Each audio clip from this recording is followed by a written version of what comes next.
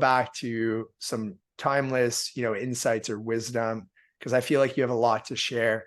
And one of them is, I know you're big on narrative economics, and I think this is very important for investors that are listening right now. What are some strategies that you employ to avoid falling into the trap of chasing trends?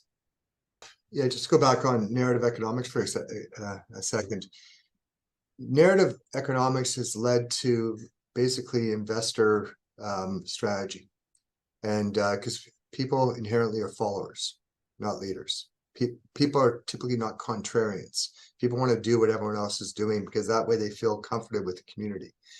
And so narrative economics is driving money flows. And I've given numerous speeches on this. And, I go back to the top of the market where I think it was Pizza Hut or something like that. All of a sudden they were talking about, the digital business of Pizza Hut.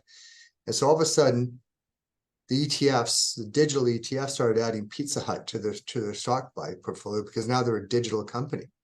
I remember listening on CNBC and listening to an analyst, and I think it was Pizza Hut. The stock was trading at 54 times PE multiple.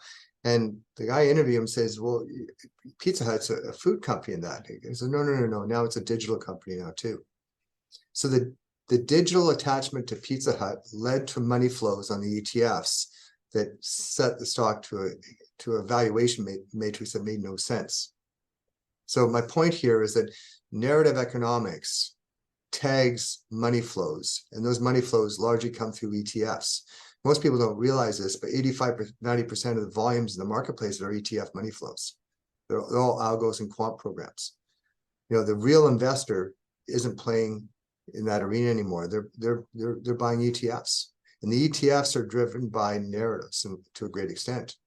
I was listening to an independent brokerage firm president about a year and a half ago, actually a year ago, and he was telling on CNBC that the number one trading instrument amongst day traders in his brokerage firm, where more sophisticated investors, was buying call options, daily call options or put options on ETFs.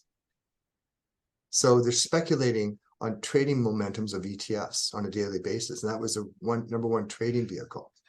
So that money flow, is it driven by economics? No, it's been driven by other algos that are driving things, and narrative has so much to do with it. So the lesson to be learned is that when narrative is excessive, be wary. When narrative is non-existent, be opportunistic.